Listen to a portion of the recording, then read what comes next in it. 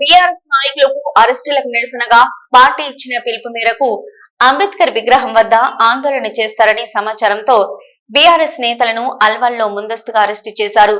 Arrest అయిన వారిలో మాజీ కౌన్సిలర్ డోలి రమేష్, అనిల్, కిషోర్ గౌడ్, సోభన్, ఢిల్లీ పరమేష్, ప్రేమ్ కుమార్, అరుణ్ మరియు బీఆర్ఎస్ నాయకులు తదితరులు ఉన్నారు.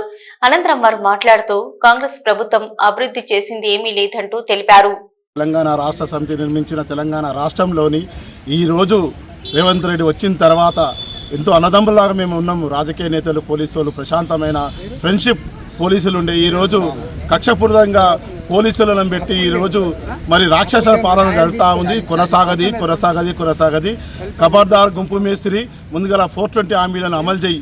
ఆడ బిడ్డలు ఉన్నారు. 10వ క్లాస్ పిల్లలకు 10,000 అన్నావు, డిగ్రీకి 20,000 అన్నావు, ఇంటర్మీడియట్కి ఏమో ₹1,00,000 అన్నావు, పీజీకి ఏమో 2 లక్షలు అన్నావు. ఏదైతే బిడ్డలు ఉన్నారో రూపాయి లేకుండా వడ్డీ ఇస్తానో ఆరామీలు అమలు చేయండి. ఉండడానికి ఇల్లు ఇవ్వండి ముఖ్యమంత్రి గారు. ప్రశాంతమైన వాతావరణాన్ని ఖరాబ్ చేయకని చెప్తా ఉన్నాం. మేము రాష్ట్రంలో ఏదైతే అక్రమ అరెస్టులు చేస్తూ ఉన్నారో మరి రాబోయే రోజుల్లో ప్రజలే దీనికి తగిన గుణపాఠం తెలుపుతారు. అలాగే ఈ అరెస్టులు చేసే బదులు ఏదైతే గ్యారెంటీలు ఇచ్చిరో దాని మీద దృష్టి పెడితే మరి వాళ్ళని ప్రజలు ఆదరిస్తారు తప్పితే ఇట్లా అన్యాయంగా నాయకులను అరెస్ట్ చేసినంత మాత్రాన నాయకులు ఎవరు భయపడరు. ఈ బీఆర్ఎస్ పుట్టిందే పోరాటంలో పుట్టింది కాబట్టి ఈ అక్రమ అరెస్టులకు భయపడే సమస్య లేదు.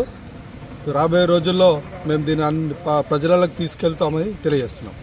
ఇలా ప్రజాప్రభుత్వం అని చెప్పి ఏదైతే అబద్ధపు హామీలు ఇచ్చి అన్ని దేవుళ్ళ నోట్లని అధికారంకి వచ్చి ఇలా మొత్తం ఎట్లా అంటే అసలు రాజ్యాంగం ఉందా అన్న ఒక డౌట్ వస్తుంది.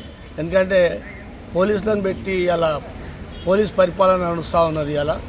ఎందుకంటే అన్యాయంగా అసలు ఏ కారణం లేకుండా మా నాయకులని అరెస్ట్ చేస్తూ ఉన్నారు. కక్షపూర్వకంగా ఈ యొక్క జరుగుతూ ఉన్నది. రేపు రాబోయే రోజుల్లో ఇలాగే చేస్తే రేపు ప్రజలు తగిన గుణపాఠం చెప్పి అత్వరల్ని ఇంటికి పంపిస్తారని చెప్పి సందర్భంగా తెలియజేస్తాను.